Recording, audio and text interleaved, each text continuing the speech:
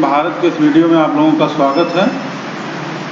पूर्वोत्तर में हम लोग लगातार विदेशी आक्रमणकारियों को, मुस्लिम आक्रमणकारियों को पढ़ते चले आ रहे हैं, जिसमें हमने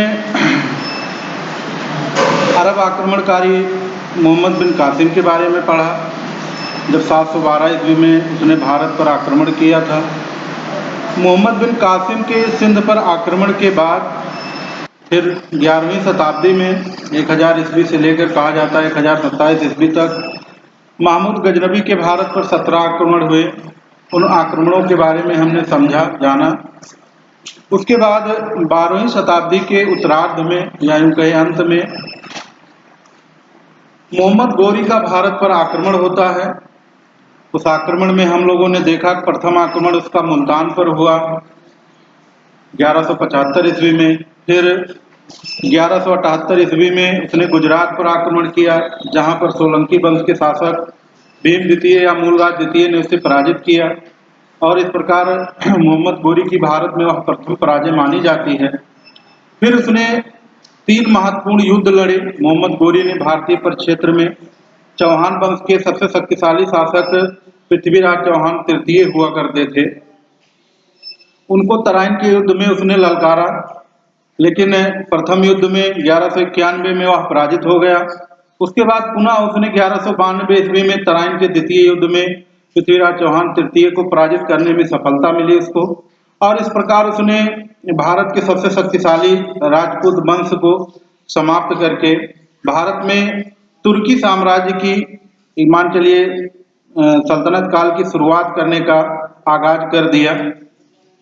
और 1194 में उसने कन्नौज में गाढ़वाल वंशीय शासक जयचंद को पराजित करके भारत में सल्तनत काल की शुरुआत हो जाती है। उसके बाद छोटे मोटे राजाओं को, जो प्रांतीय शासक थे, उनको पराजित करके भारत में गुलाम वंश की स्थापना होती है। अब जैसे मोहम्मद गोरी को यहाँ पर हम लोगों को समझना है कि मोहम्मद गोरी जब भारत में साम्राज्य स्थापित करता है तो वह कोई बहुत दिनों तक यहाँ पर नहीं रहता है, और पूरे साम्राज्य का भार उसने अपने विश्वासी सेनापति कुतुबुद्दीन ऐबक को सौंप दिया था, और उसके बाद वो पुनः चला गया था गोर। और उसके बाद कहा जाता है 1205 में पुनः वहाँ आया, और 1206 ईस्वी में जाते समय कुछ लोगों ने उसकी हत्या कर दी, तो वहाँ पर उसका काम समाप्त हो जाता है। और जब उसका विश्वासी जो दास था या सेनापति कह ले हम लोग, कुतुबुद्दीन ऐबक ने ही 1210 ईस्वी में भारत में गुलाम वंश की स्थापना की। तो ये जो गुलाम वंश शुरू होता है, यहाँ से लेकर के मुगलों की भारत पर विजय तक का जो इतिहास है, उसको हम लोग सल्तनत काल के अंतर्गत पढ़ते हैं। अब यहाँ पे टॉपिक हम लोगों को यही समझना है कि जब 1206 ईस्वी में कुतुबुद्दीन ऐबक ने गुलाम या दास वंश की स्थापना की, दास वंश की स्थापना की, तो यहां दास वंश की स्थापना से लेकर के जब बाबर पानीपत के प्रथम युद्ध में लोदी वंशीय शासक इब्राहिम लोदी को पराजित करता है, कहने का मतलब 21 अप्रैल 1526 तक की जो घटना है, उस बीच की समस्त घटनाओं को हम लोग सल्तनत कालीन भारत के अंतर्गत पढ़ते हैं, या उसको सल्तनत काल के अंतर्गत पढ़ते हैं। 320 वर्षों का यह समय माना जाता है, जिसमें प्रमुख रूप से 5 राजवंशों ने शासन किया। उसको भी हम लोग यहाँ समझने का प्रयास करेंगे। अभी जैसे ये तो दास वंश की बात हो गई। 1206 ईस्वी में दास वंश की स्थापना हुई। किसने स्थापना की? कुतुबुद्दीन ऐबक। कुतुबुद्दीन ऐबक ने दास वंश या गुलाम वंश की स्थापना की उसने, कुतुबुद्दीन ऐबक। अब 1206 ईस्वी में गुलाम वंश की स्थापना हो गई। कुछ महत्वपूर्ण शासकों को हम जानेंगे। जब 1210 ईस्वी में कुतुबुद्दीन ऐबक की मृत्यु हो जाती है, तो उसके बाद एक शासक बनता है आराम शाह। उसका समय कुछ ही समय तक रहता है। उसके बाद इल्तुतमिश शासक बनता है, जो इसका दामाद और गुलाम था। तो इल्तुतमिश का शासन 1236 ईस्वी तक था। 1236 ईस्वी में उसकी पुत्री रजिया, जो मध्यकालीन भारत की प्रथम महिला मुस्लिम शासिका मानी जाती है, वो शासक बनती है। 1240 तक वो शासन करती है। उसके बाद नासिरुद्दीन महमूद हैं, बहराम शाह है, छोटे छोटे राजा शासन करते हैं। उसी में 1265 में बलबन शासक बनता है और गुलाम वंश का अंतिम शासक होता है क्यूमर्स, शमसुद्दीन क्यूमर्स जिसको हम लोग कहते हैं। तो कहने का मतलब 1206 में दास या गुलाम वंश की स्थापना हुई। संस्थापक था उसका कुतुबुद्दीन ऐबक। अब इसमें वास्तविक संस्थापक की बात जब करते हैं तो वो इल्तुतमिश था। यहाँ हम लोगों को बेसिक समझना है गुलाम वंश में या दास वंश में। यहाँ पर 1290 ईस्वी तक 1290 ईस्वी तक इसको हम लोगों को ध्यान में रखना है, गुलाम वंश चलता है। कहने का मतलब 1206 से लेकर के 1290 ईस्वी तक। अब उसके बाद फिर 1290 से लेकर के, अब यहाँ पे हम लोगों को ध्यान में रखना है 1290 से 1320 ईस्वी तक। 1290 से लेकर के 1320 ईस्वी तक का समय जो है ये खिलजी वंश का शासन है। खिलजी वंश, खिलजी वंश, खिलजी वंश की स्थापना किसने की थी? जलालुद्दीन फिरोज खिलजी। जलालुद्दीन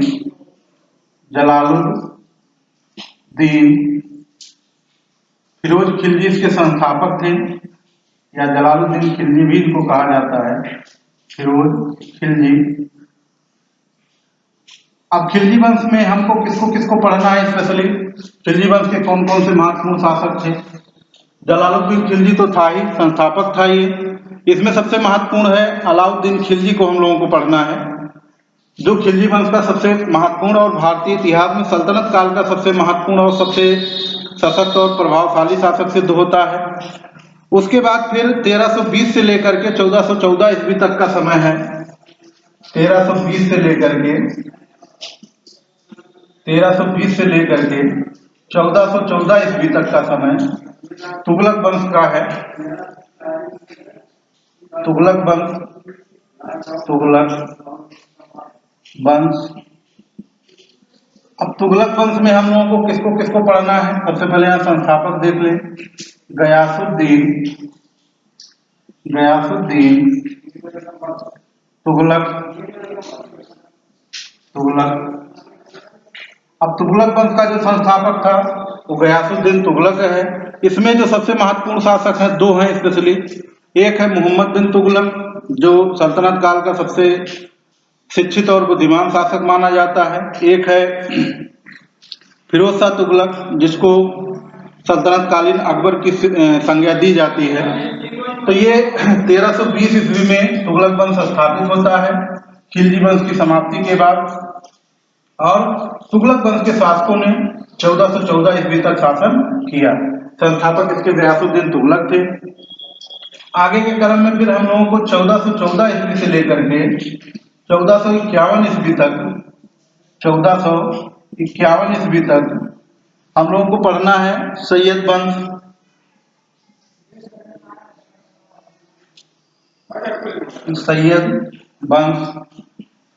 सैयद वंश का संस्थापक जो था वो खिज्र खां था। खिज्र खां। अब जब तुगलक वंश की समाप्ति होती है तो एक नए वंश को हम लोग देखते हैं सल्तनत काल में, जिसको सैयद वंश के नाम से जाना जाता है। और सैयद वंश का संस्थापक जो था वो खिज्र खां था। अब फिर 1451 से लेकर के, क्योंकि 1451 में सैयद वंश समाप्त हो जाता है। अब 1451 में जब सैयद वंश समाप्त हो जाता है तो यहाँ पर 1451 ईस्वी में ये लेकर चलता है 1526 ईस्वी तक। यहाँ से लेकर के यहाँ पे स्थापना हो जाती है लोधी वंश की। लोधी वंश का संस्थापक कौन था? बहलोल लोधी।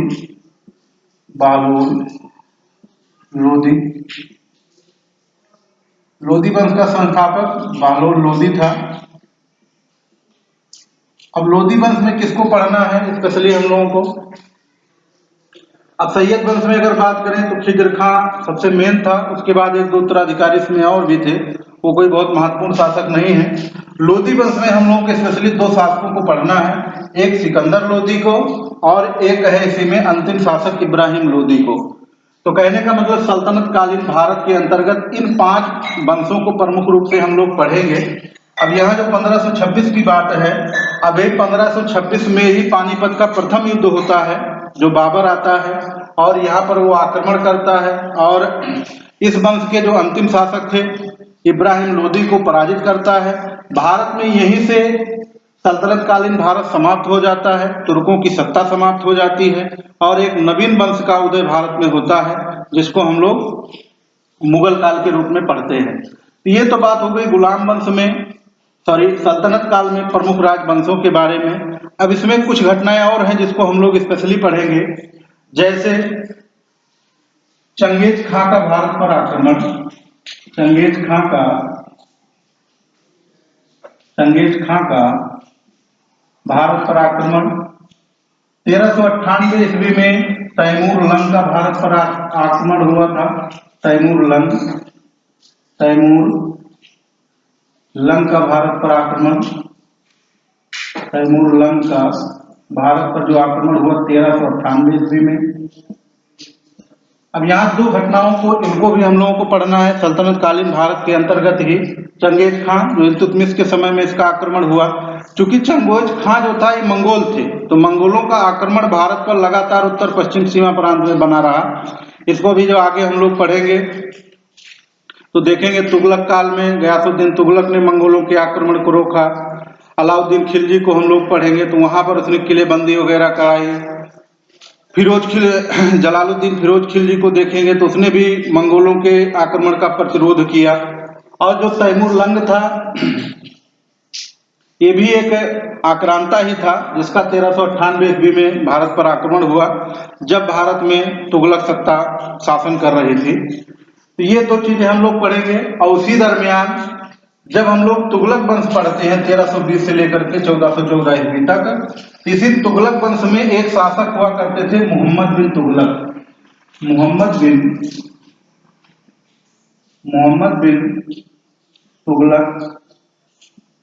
तुगलक। इसी मोहम्मद बिन तुगलक के समय में भारत में दक्षिण भारत में 2 राजवंशों की स्थापना हुई, जिसको भी हम लोगों को पढ़ना है। बहमनी साम्राज्य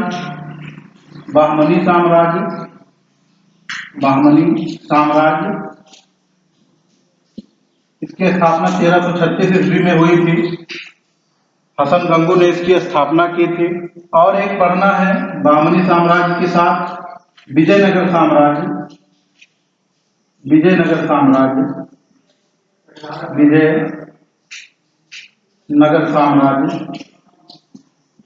ये दक्षिण भारत में 2 साम्राज्यों की जो स्थापना हुई थी, 1347 ईस्वी में विजयनगर साम्राज्य की स्थापना हुई, 1336 में बहमनी साम्राज्य की स्थापना हुई। और यह स्थापना जो हुई इन दोनों वंशों की, वो मोहम्मद बिन तुगलक के समय में हुई, जो कि तुगलक वंश का एक शासक था, महत्वपूर्ण सल्तनत काल का भी महत्वपूर्ण शासक माना जाता है।